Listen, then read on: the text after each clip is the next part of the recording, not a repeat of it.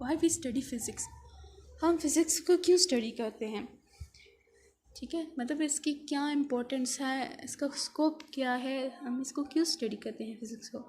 It provides students with the contemporary and coherent understandings of energy. मतलब क्या क्या knowledge देती है, ये आपको ये नॉलेज देती है कि एनर्जी किस तरह से प्रोड्यूस हुई है, किस तरह से प्रोड्यूस हुई है, उसकी वजह क्या है, और उसका ओरिजिन क्या है।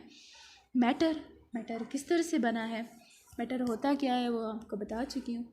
मैटर प्रोड्यूस किस तरह से हुआ, बना कैसे है, कहाँ से बना है, और किस चीज़ का एक पार्ट है। And their inter relationship. जब हमारे पास एनर्जी और मैटर कंबाइन होते हैं, वो कोई ना कोई तो ऐसा फंक्शन प्रोड्यूस करते होंगे, फंक्शन करते होंगे, ठीक है। मतलब कि कोई भी मैटर में किसी भी अगर कोई इंसान है उसमें एनर्जी ना हो तो वो मोशन कर ही नहीं सकता, उसका वो कोई फंक्शन कर ही नहीं सकता।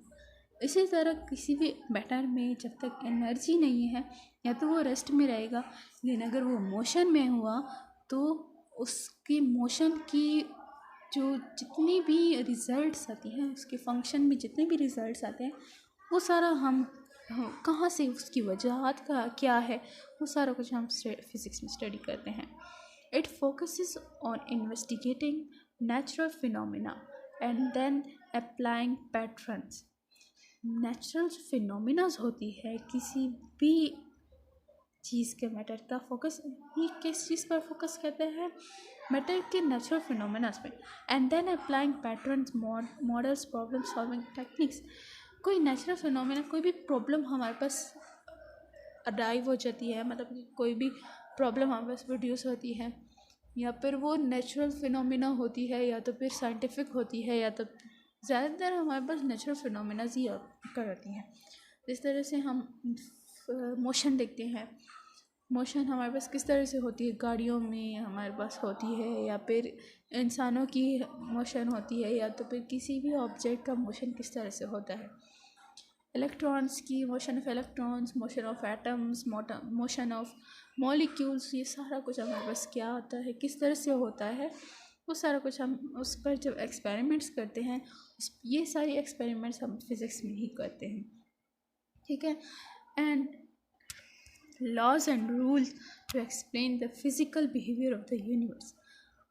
हम वो लॉज और रूल्स डिफ़ाइन करते हैं फिज़िक्स में जो कि हमें बताती है कि यूनिवर्स का बिहेवियर कैसा है, ऐसा क्यों है, अगर है भी तो ऐसा क्यों है। How and Y. फिज़िक्स में हम ये दो चीज़ें पढ़ते हैं, हाउ एंड वाई, यानी कि कैसे और क्यों। ये जानना हम इंसानों के लिए बहुत ज़रूरी है, क्योंकि हम इस दुनिया में रहते हैं, हमारा बहुत चीज़ों से इंटरेक्शन होता है, हमें कुछ चीज़ों से ख्याल भी रखना चाहिए, कुछ रिस्ट्रिक्शंस होती है, और कुछ हमारे पास इंटरेक्शन करनी चाहिए, जो हमारे पास सोशल इंटरेक्शंस होती है, कुछ हमारे पास अपनी जॉब्स होती हैं जिसके थ्रू हम अपनी अर्निंग करते हैं।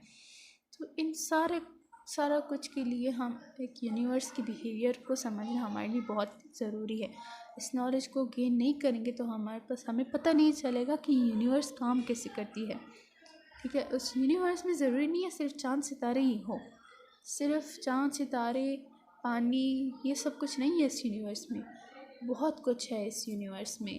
कौन सी चीज़ किस तरह से बिहेव करती है, हीट किस तरह से ट्रांसफ़र होती है, कहाँ पे ट्रांसफ़र होती है, किस किस जगह पे ट्रांसफ़र हो सकती है, ठीक है। वेदर का चेंज किस तरह से आता है, क्यों आता है, ठीक है।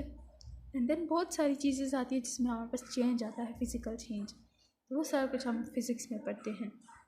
The study of physics provides students with an understanding of system that is the basic of the development of technological applications. Technological applications कौन कौन सी हैं, जितने भी टेक्नोलॉजी है हमारे पास, कंप्यूटर हो गया, सॉफ्टवेयर हो गया, मोबाइल्स हो गए हैं, गाड़ियाँ हो गई हैं, मोटर कार्स हो गई हैं, रेलवेज़ हो गई हैं, इनकी जो टेक्नोलॉजी ये किस वर्ड पे बेस करते हैं, ये किस तरह से काम करते हैं, ये कौन से लॉज और एक्सपेरिमेंट्स पे काम कर रहे हैं, ये सारा कुछ हम जानते हैं, ठीक है। जब हमारे पास फिज़िक्स का नॉलेज होगा तो हमारे पास टेक्नोलॉजी इंक्रीज़ होगी।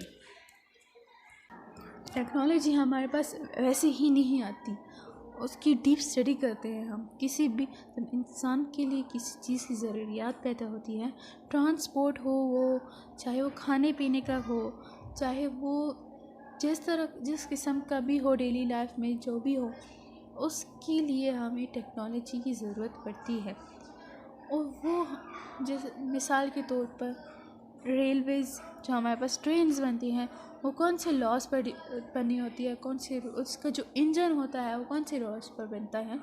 उन इंजन वगैरह हमारे पास कंप्यूटर के जो मदरबोर्ड होता है वो कौन से लॉज पर बनता है, उसकी जो वर्किंग होती है वो किस तरह से होती है, उसमें जो रूल्स यूज़ होते हैं वो कौन से रूल्स होते हैं। ठीक है, देन हमारे पास मोबाइल फ़ोन, ये सारी जितनी भी टेक्नोलॉजीज़ है, जब हमारे पास फिज़िक्स नहीं होगी तो हम उसके नेचर को अंडरस्टैंड नहीं कर पाएंगे। ठीक है।